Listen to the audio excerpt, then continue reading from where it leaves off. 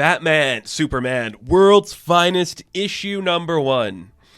Guess what, guys? Mark Waid's writing Superman again, baby. Every time he touches this character, it's just pure gold. It's beautiful. It's a love letter. It's perfect. It's so sweet and sincere. And this issue is surprisingly modern. I do love that. Because, look, Mark Waid loves his classic heroes. He does.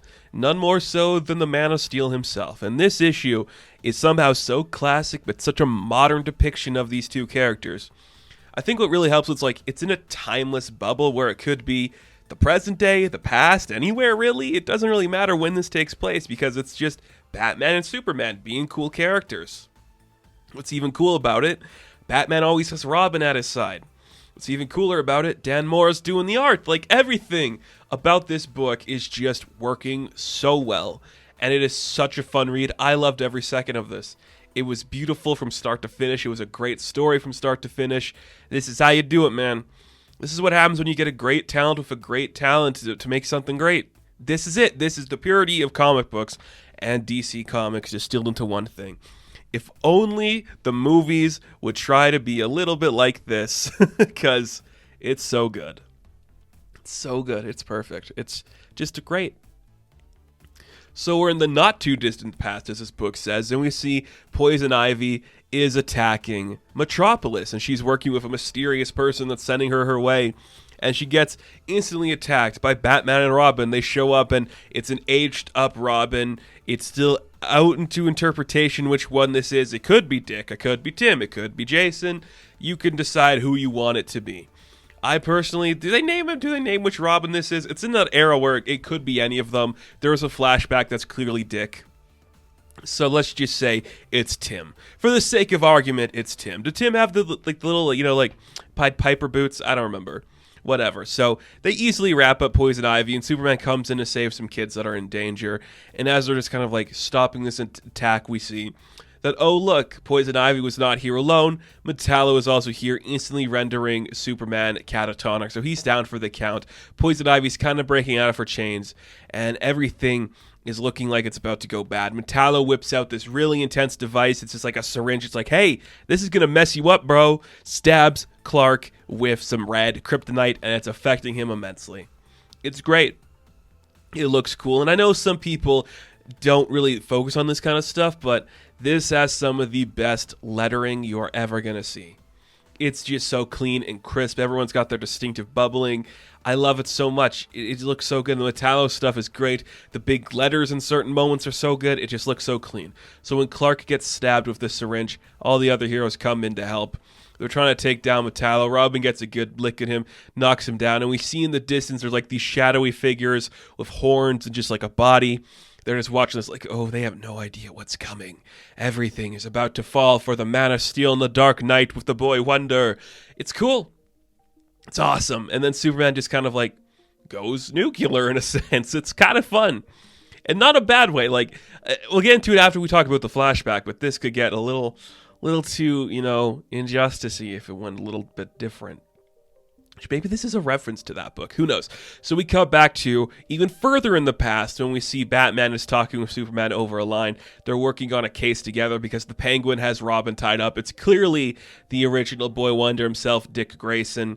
And the Penguin's like, hey, I called in some help from this multiversal guy named Lex Luthor. We got all these weird alien guys with technologies that not even Batman could stop. So Batman shows up. He's like, oh, yeah, you really think that? And Superman also comes in, and they easily take down the Penguin. And it's just like, dude, you had my back today, and I appreciate you so much. That was so awesome. You're really cool, Superman. I love the way that Bruce just treats him in this, you are really good at this. I'm really thankful you had my back, and I'm going to help you through everything, dude. Yeah, we're bros now. We're bonded for life. Why the hell can't we get a World's Finest movie or TV show? Imagine if the fourth, the Batman movie, was Tyler Hoechlin showing up, and we got Pattinson in there, and these guys just went around being awesome. That'd be cool. But that's not what's happening right now. We cut back to the present past storyline where the red kryptonite is really affecting Clark. He's going, it's all crazy ways, seeing all this stuff. It's just like just hurting him in so many intense ways. It's like transmutation just randomly affecting his body. He's turning inside out. His body is freaking out. He can't control. He's trying to get away, blasting through everything. He's trying to get everybody to keep up with him, but it's not working. What they need is somebody who can actually work on, like, transmutations. Who's somebody in the DC universe smart enough to stop all this and make the right thing happen? Who's somebody with the capabilities to get the job done and stop Superman from going crazy with these transmutations, freaking everybody else? Well, none other than Niles Calder and the Doom Patrol. So the Doom Patrol shows up, and it's the ones from the television show. The cool ones, It was Elastic Girl, is that what we're calling her now? I think Negative Man, Robot Man. They're here to help the fight. Are they doing a good job? Not really, because Superman's hallucinating. He's seeing like Zod and Luthor and all these other villains. And again, it is so close to toeing the line between Injustice, where it's like, hey, he's picturing somebody's killing his family.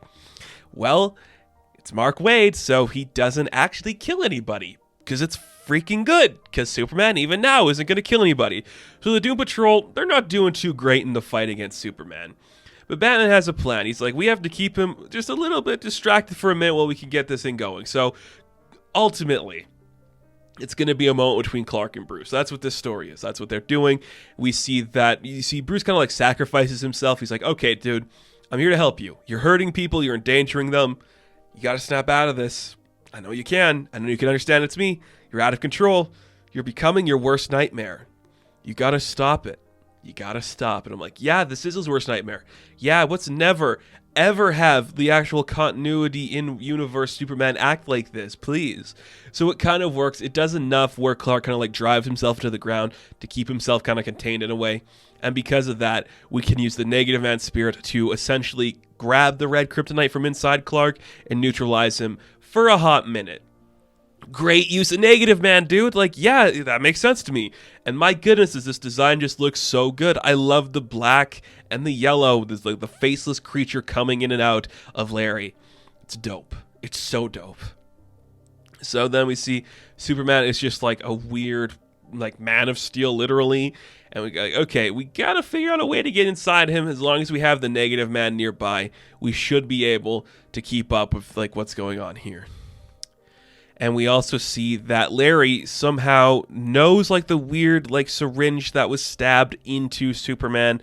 Like, this is not good. It's the symbol of, before he can say it, they're cut off, because we see Niles Calder turning all of his like, tools like a scalpel, syringe, like all this stuff and scissors into kryptonite so they can enter into Superman and remove all the bad stuff. And holy cow, what a way to end the book. Like, that is intense and jarring and just vicious, and I love every second of it. My goodness, what an issue.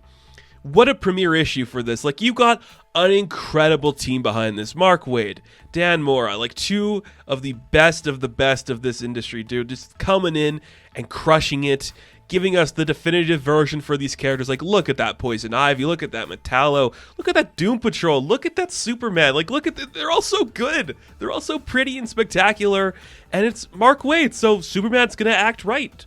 Batman's gonna act right. They're gonna be friends. They're not gonna be bitter rivals joking all the time. They're going to care about each other and trust each other. It's awesome. It's awesome.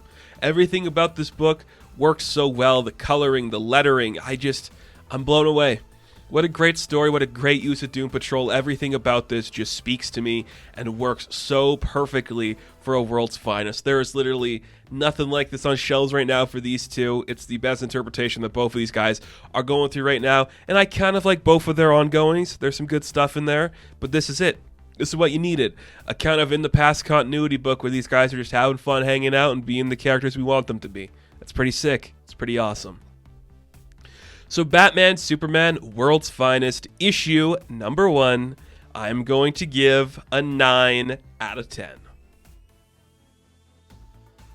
Now, thank you guys for watching this review. Be sure to like and subscribe to the channel. As always, you can check me out on Instagram, TikTok, and Twitter. And I will catch you in the next one. Have fun. Stay safe. Good luck.